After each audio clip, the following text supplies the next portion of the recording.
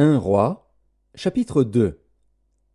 David approchait du moment de sa mort, et il donna ses ordres à Salomon, son fils, en disant: Je m'en vais par le chemin de toute la terre. Fortifie-toi, et sois un homme. Observe les commandements de l'Éternel, ton Dieu, en marchant dans ses voies, et en gardant ses lois, ses ordonnances, ses jugements et ses préceptes, selon ce qui est écrit dans la loi de Moïse, afin que tu réussisses dans tout ce que tu feras et partout où tu te tourneras, et afin que l'Éternel accomplisse cette parole qu'il a prononcée sur moi, si tes fils prennent garde à leur voie, en marchant avec fidélité devant moi, de tout leur cœur et de toute leur âme, tu ne manqueras jamais d'un successeur sur le trône d'Israël. Tu sais ce que m'a fait Joab, fils de Tseruja, ce qu'il a fait à 2 chefs de l'armée d'Israël, à Abner, fils de Ner, et à Amasa, fils de Jéter. Il les a tués. Il a versé pendant la paix le sang de la guerre, et il a mis le sang de la guerre sur la ceinture qu'il avait au rein et sur la chaussure qu'il avait au pied. Tu agiras selon ta sagesse, et tu ne laisseras pas ses cheveux blancs descendre en paix dans le séjour des morts. Tu traiteras avec bienveillance les fils de Barzilaï, le Galaadite, et ils seront de ceux qui se nourrissent de ta table. Car ils ont agi de la même manière à mon égard, en venant au-devant de moi lorsque je fuyais Absalom, ton frère. Voici, tu as près de toi Chiméi, fils de Guéra, benjamite, de Bakurim. Il a prononcé contre moi des malédictions violentes le jour où j'allais à Mahanaïm. Mais il descendit à ma rencontre vers le Jourdain, et je lui jurai par l'Éternel, en disant: Je ne te ferai point mourir par l'épée. Maintenant, tu ne le laisseras pas impuni, car tu es un homme sage, et tu sais comment tu dois le traiter. Tu feras descendre ensanglantés ses cheveux blancs dans le séjour des morts. David se coucha avec ses pères, et il fut enterré dans la ville de David. Le temps que David régna sur Israël fut de 40 ans. À Hébron il régna 7 ans, et à Jérusalem il régna 33 ans. Salomon s'assit sur le trône de David, son père, et son règne fut très affermi. Adonija, fils de Haggith, alla vers Bathsheba, mère de Salomon. Elle lui dit: Viens-tu dans des intentions paisibles? Il répondit: Oui. Et il ajouta: J'ai un mot à te dire. Elle dit: Parle. Et il dit: Tu sais que la royauté m'appartenait, et que tout Israël portait ses regards sur moi pour me faire régner. Mais la royauté a tourné, et elle est échue à mon frère, parce que l'Éternel la lui a donnée. Maintenant, je te demande une chose, ne me la refuse pas. Elle lui répondit: Parle. Et il dit: Dis, je te prie, au roi Salomon, car il ne te le refusera pas, qu'il me donne pour femme Abishag, la Sunamite. Bathsheba dit: Bien, je parlerai pour toi au roi. Bathsheba se rendit auprès du roi Salomon pour lui parler en faveur d'Adonija. Le roi se leva pour aller à sa rencontre, il se prosterna devant elle, et il s'assit sur son trône.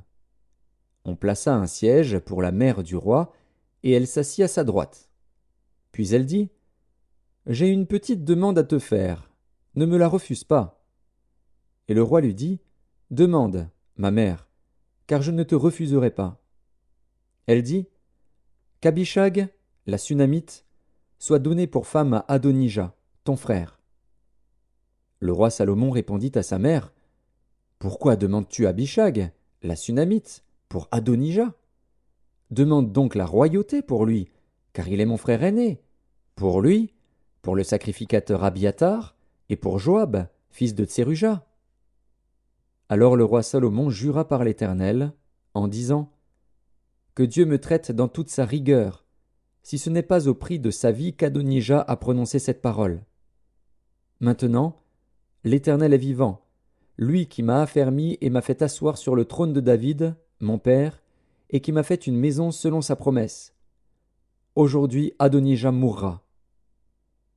Et le roi Salomon envoya Benaja, fils de Jéhojada, qui le frappa, et Adonija mourut. Le roi dit ensuite au sacrificateur Abiatar: Va-t'en à Anathoth dans tes terres, car tu mérites la mort. Mais je ne te ferai pas mourir aujourd'hui, parce que tu as porté l'arche du Seigneur l'Éternel devant David, mon père, et parce que tu as eu part à toutes les souffrances de mon père. » Ainsi Salomon dépouilla Abiathar de ses fonctions de sacrificateur de l'Éternel, afin d'accomplir la parole que l'Éternel avait prononcée sur la maison d'Élie à Silo. Le bruit en parvint à Joab, qui avait suivi le parti d'Adonija, quoiqu'il n'eût pas suivi le parti d'Absalom. Et Joab se réfugia vers la tente de l'Éternel et saisit les cornes de l'autel. On annonça au roi Salomon que Joab s'était réfugié vers la tente de l'Éternel et qu'il était auprès de l'autel. Et Salomon envoya Benaja, fils de Jéhojada, en lui disant « Va, frappe-le. » Benaja arriva à la tente de l'Éternel et dit à Joab « Sors, c'est le roi qui l'ordonne. » Mais il répondit « Non, je veux mourir ici. » Benaja rapporta la chose au roi en disant « C'est ainsi qu'a parlé Joab, et c'est ainsi qu'il m'a répondu. » Le roi dit à Benaja « Fais comme il a dit, frappe-le et enterre-le. Tu ôteras ainsi de dessus moi et de dessus la maison de mon père le sang que Joab a répandu sans cause. L'Éternel fera retomber son sang sur sa tête, parce qu'il a frappé 2 hommes plus justes et meilleurs que lui et les a tués par l'épée, sans que mon père David le sût. Abner, fils de Ner, chef de l'armée d'Israël, et Amasa, fils de Jéter, chef de l'armée de Juda. Leur sang retombera sur la tête de Joab et sur la tête de ses descendants à perpétuité. Mais il y aura paix à toujours, de par l'Éternel, pour David, pour sa postérité, pour sa maison et pour son trône. Benaja, fils de Jéhojada, monta, frappa Joab et le fit mourir. Il fut enterré dans sa maison, au désert. Le roi mit à la tête de l'armée Benaja, fils de Jéhojada, en remplacement de Joab, et il mit le sacrificateur Tsadok à la place d'Abiathar.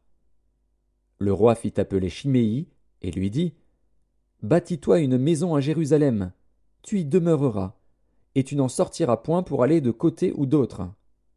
Sache bien que tu mourras le jour où tu sortiras et passeras le torrent de Cédron, ton sang sera sur ta tête. » Shimei répondit au roi « C'est bien, ton serviteur fera ce que dit mon seigneur le roi. » Et Shimei demeura longtemps à Jérusalem. Au bout de 3 ans, il arriva que 2 serviteurs de Shimei s'enfuirent chez Akish, fils de Maaka, roi de Gath. On le rapporta à Shimei en disant « Voici, tes serviteurs sont à Gath. » Shimei se leva, sella son âne, et s'en alla à Gath chez Akish pour chercher ses serviteurs. Shimei donc s'en alla, et il ramena de Gath ses serviteurs. On informa Salomon que Shimei était allé de Jérusalem à Gath et qu'il était de retour. Le roi fit appeler Shimei et lui dit « Ne t'avais-je pas fait jurer par l'Éternel, et ne t'avais-je pas fait cette déclaration formelle? Sache bien que tu mourras le jour où tu sortiras pour aller de côté ou d'autre. Et ne m'as-tu pas répondu « C'est bien, j'ai entendu. » Pourquoi donc n'as-tu pas observé le serment de l'Éternel et l'ordre que je t'avais donné? » Et le roi dit à Shimei, « Tu sais au-dedans de ton cœur tout le mal que tu as fait à David, mon père. L'Éternel fait retomber ta méchanceté sur ta tête. Mais le roi Salomon sera béni, et le trône de David sera pour toujours affermi devant l'Éternel. » Et le roi donna ses ordres à Benaja, fils de Jéhojada, qui sortit et frappa Shimei. Et Shimei mourut. La royauté fut ainsi affermie entre les mains de Salomon.